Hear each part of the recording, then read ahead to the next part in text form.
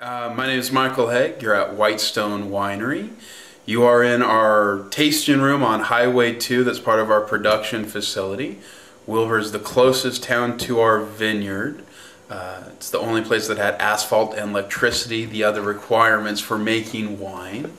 The room you're in now is the tasting room, but this was the original production facility. Our first wine we ever made was a 2001 Merlot, 100% pure Merlot. We just did a very little bit of it because most of our grapes were under contract to other wineries, most of them down in Walla Walla.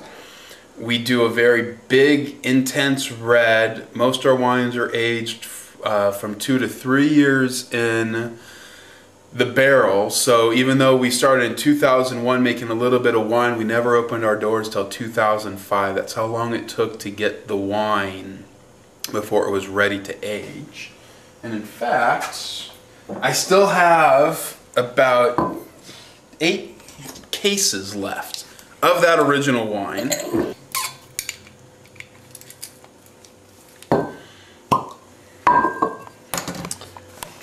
And so this wine, a little town pride, it's named Wild Goose Bill Wine, after the founder of Wilbur. Once a year is when we open this up for tasting, and it's when the town has its annual Wild Goose Bill Festival.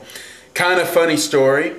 The town of Wilbur was founded by Wild Bill. He was an 81-year-old man who did not die of natural causes. He died in a lover's quarrel because his 19-year-old wife caught him cheating on her, so she shot him. Only in Wilbur. This is a 2001. It's now just getting to drinkability. I mean, it's a lot different growing climate up here than you have in the rest of the state. So even though we are part of the Columbia Valley AVA, we produce a very intense fruit. It's a lot more acidic, has a lot more structure on it, not as fruit forward on the palate as a lot of other wineries you'll find in the state. And that's one of the reasons why we don't buy grapes from anybody else, because we want to highlight the terroir of the Whitestone region of Lake Roosevelt. Mm-hmm. The vineyard is located on the shores of Lake Roosevelt. A little bit of history.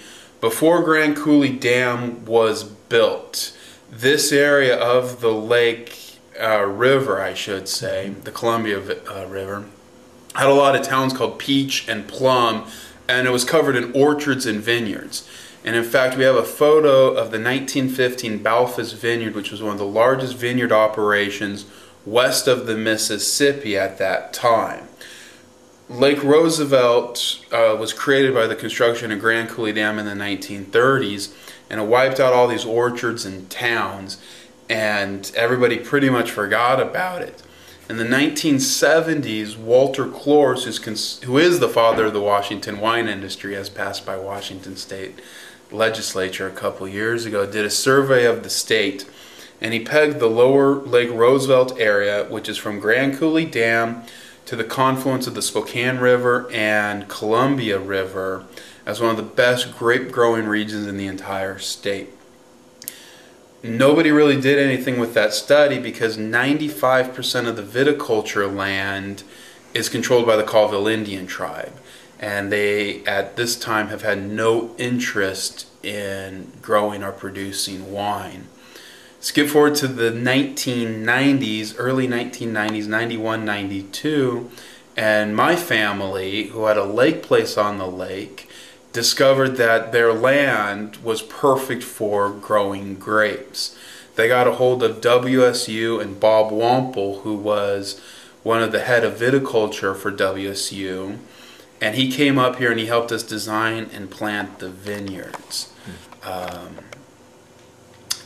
For years and years we grew our grapes and sold it to other wineries. So I always like to say, although we are a young winery, we're an old vineyard. The wine I just poured for you is our Pieces of Red version 411. Compass Wines up in Anacortes. Doug named it his 2008 Wine of the Year. Big fan of Compass Wines.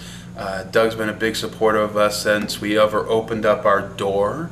He's the first guy who ever ordered multiple cases from us for his wine shop. He's named many of our wines to his top 10 list over the years. I was the first winery ever to get 2 dead reckonings. Since then, another winery has had a second dead reckoning.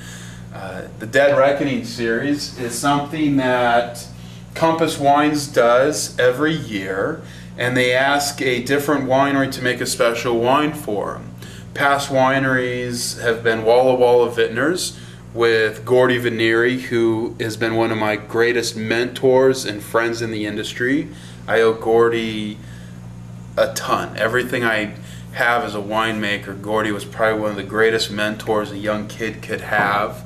Glad I met him. Glad he's one of the first people I ever met in the industry. But Dead Reckoning has been a wine that the list of wineries that have done a Dead Reckoning are Walla Walla Vintners, Leonetti, Clasida, Andrew Will, and us. And so just to have a young winemaker to get his name even mentioned with those other wineries is an incredible honor, and I can never thank Doug enough. The room you're in now is the converted gas station, which was the barrel facility. The wall behind us, you'll see, was our original production facility. And then we outgrew this space. This space allowed us to produce about 200 cases total. We built a building behind us as our new production facility. We rapidly outgrew that building also. And 3 years ago, the warehouse across the street became available, and we purchased it. A lot of people ask, why Wilbur? And I say, besides the proximity to the vineyard, it's $1 a square foot here. And so we were able to get, actually, yeah, no, it's $6 a square foot. So we were able to get a 10,000 square foot warehouse for $60,000. I mean, I could have 100,000 square feet and still find enough room to get it all filled up, even if only producing 2,400 cases a year. The tasting room in Spokane is open Thursday, Fridays, and Saturdays from noon to 6 p.m. First Friday of every month we have a live gypsy jazz band from 5:30 to 8:30, and we now do what we call Third Thursdays, where we also have a live musician come in to perform at night. We do a lot of specials where I'll come in as the winemaker, bring barrel samples, and talk to anybody who wants to talk about wine, winemaking, Whitestone viticulture. From the vineyard right now, as the crow flies, you're about 16 miles. Okay. By car, it's about 20 miles with approximately a little over a third of it on dirt roads and down a canyon road. Right. With traffic, it's about an hour to an hour and 15 minutes if you ever want to come out and visit the tasting room in Wilbur, which is open Memorial Day to Labor Day, Fridays and Saturdays from noon to 5 p.m. If you ever do make the trek out to Wilbur, a lot of times you'll get to see me playing around with the wine, doing some blending and stuff. So it's always, even if you visit us in Spokane, it's fun to make the trip out here. You'll never know what you'll get to experience.